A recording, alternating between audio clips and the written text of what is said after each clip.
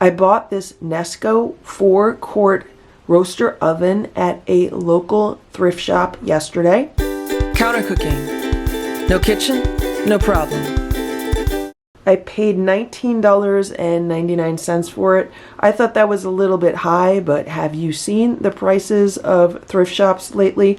I can't believe how much they're charging for things now. This is what it looks like from the side. It's in really good condition. It looks like it's only been used maybe once or twice. So here we have the lid.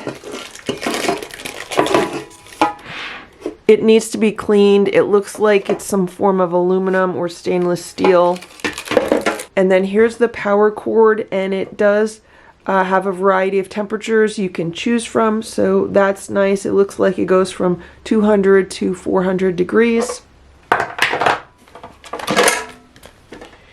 It came with this cookbook. Good cooking comes naturally with Nesco. Again, this looks like brand new, hardly ever used if at all. It came with the manual. Now you are cooking with Nesco. It came with this baking tray. And it came with this information about the non-stick cookwell. And then here is the non-stick cookwell. I don't think I'll be using this. I'm not really a fan of non-stick. And then here's the other cookwell it comes with. I believe this is called graniteware, and this is most likely the one I'll be using.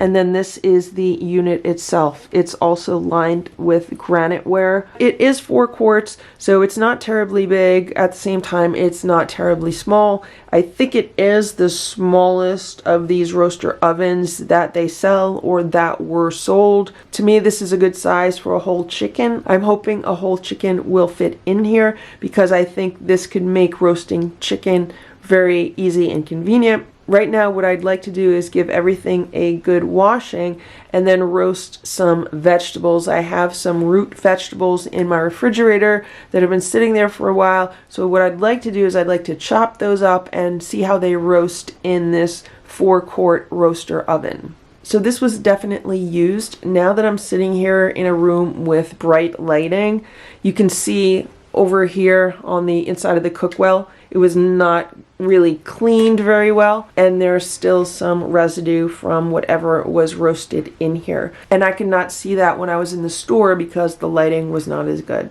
I just washed everything, and this is what it says on the bottom of the roaster. It says Nesco, the Metalware Corporation, 2 Rivers, Wisconsin, made in USA. Use only Nesco P500 temperature control plug, household type. Do not place food directly into the heat well. Do not immerse, which means you can wash this bottom part, just don't immerse it in a sink full of water. And it also says this is 600 watts. And this is what I used to get the inside of the cookwell cleaned. This is scratch-free Ajax with bleach. And it did take quite a bit of scrubbing and a lot of elbow grease, but I was able to get the inside very clean. Anything that looked like it was food residue from previous roasting is gone. And I believe the top of this is aluminum. I just attached the power cord and plugged it in, and I have this energy meter. So let's turn this on and let's see how much energy it's using. So I'm going to put it on high. I'm going to put it on 400 or 450, whatever the highest temperature is.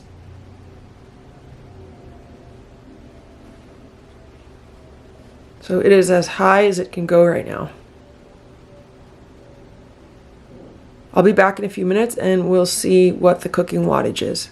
It's been a few minutes now and we can see that the temperature is about the same. It's staying at about 568, 569 in that range. So it's definitely cooking at less than 600 watts and we're cooking at 425 degrees. This is the temperature control for the unit. It is on the plug that plugs into the unit, and then the other end of the plug plugs into the wall. And I'm looking at the booklet that comes with this, and it says the temperatures range from 175 degrees to 425 degrees, and they're marked in 25-degree increments. So that is good to know. The book also confirms that the cover is heavy gauge aluminum. The booklet also mentions that there's no heating element on the bottom of this appliance. There's a heating element that runs all around the sides of the appliance, so the heat is emanating from the sides and not from the bottom. The booklet recommends to preheat this roaster before using it. They also say to use it with the cover on, don't use it without the cover on it. It says that the cookwell can be washed or placed in the dishwasher, but don't put the cover in the dishwasher. That needs to be hand washed. Cooked on food may be removed by using a non-abrasive cleaning pad and non-abrasive cleansers such as soft scrub or Bon Ami. Do not use abrasive cleansers or steel wool, as porcelain enamel finish may scratch. So when I used the Ajax, I did check for that. First, I tried it on the bottom. I did not see any scratching at all, so that's why I continued to use it.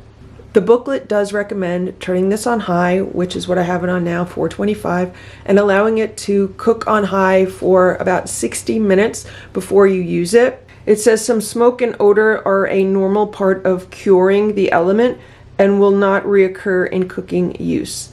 When curing is complete, turn the temperature control to its lowest setting, unplug the unit from the electrical outlet, and allow to cool. So I am smelling some odor coming off of this, which is interesting to me because this has been previously used, but maybe it wasn't really used long enough. I don't know, but I am going to just let it cook for a while with nothing in it on empty to sanitize it as well as to cure it.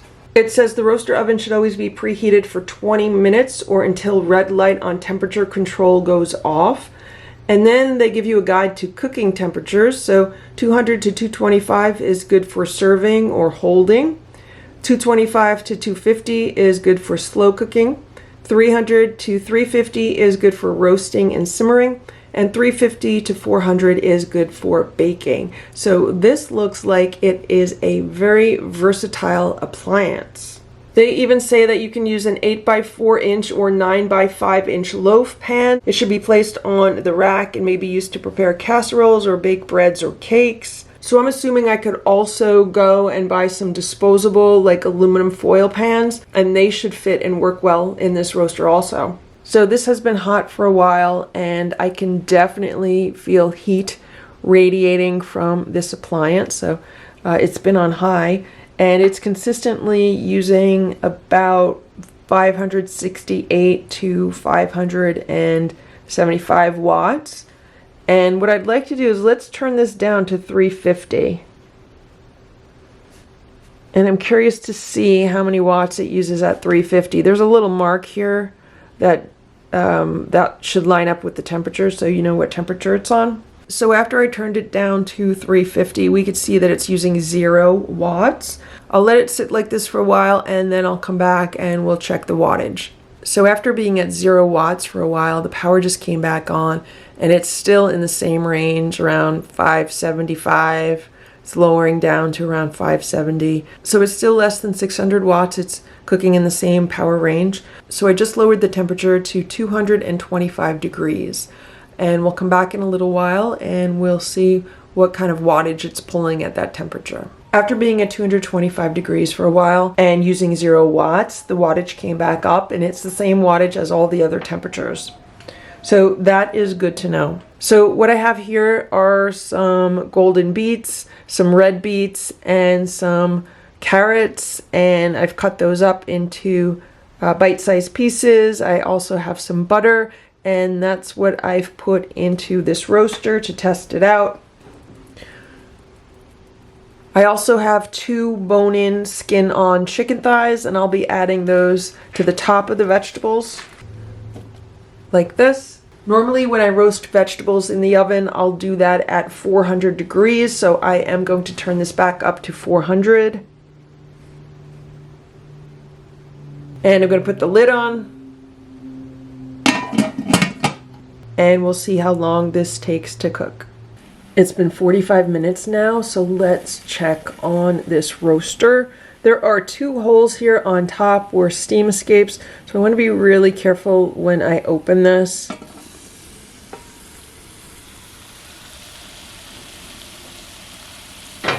There's definitely a lot of cooking going on. It does not look like anything is sticking, which is good.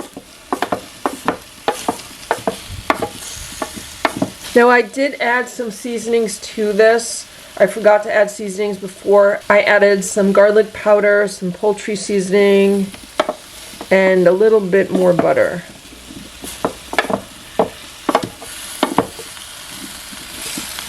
So everything looks like it's cooking nicely. I'm gonna let it cook for another 15 minutes and then I'll be back to check on it again. Another 15 minutes have gone by. It has been 1 hour total roasting time. So let's open this up. Lots of steam. And let's check on everything and see how it's doing. I'm gonna grab a fork to see how soft the veggies are. I would like the veggies to cook a little bit longer. They're not as soft as I like them.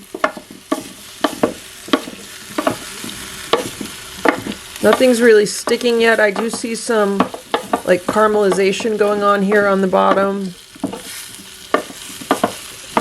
But that is normal when roasting vegetables. One of the things that I don't like about a slow cooker is that you don't get a roasted vegetable flavor out of a slow cooker.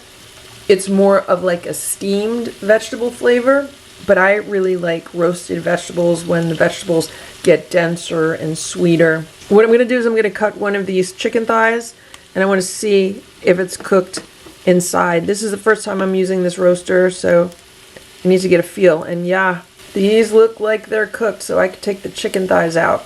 So one thing that I noticed with regards to the chicken thighs is that the skin did not get crunchy. A nice thing about roast chicken is that the skin could get nice and crisp. And the skin is really soft. It's very similar to what it would be like if it was cooked in a slow cooker. The meat is nicely cooked and it's very juicy. It's been another 15 minutes or so and I just turned off this roaster and I gave the veggies a good stir, and I am going to say they're done. I just tried one of the carrots and the carrot is nice and soft, and some of these veggies are starting to darken a bit. So this worked really well for roasting veggies. They look awesome. And because this is a 4-quart roaster, you can really roast a good amount of veggies. So I like to eat roasted veggies just like this. It makes a really good side dish. I also like to refrigerate them and then have them cold and toss them into a salad. Roasted veggies are a nice addition to a green salad, or even served as a salad on their own, just adding a little bit of dressing to them. That makes them nice also. Roasted veggies are very versatile, so I'm really happy about how easy they are to cook in this Nesco 4-quart roaster. Look how beautiful these look. They look like they're glazed.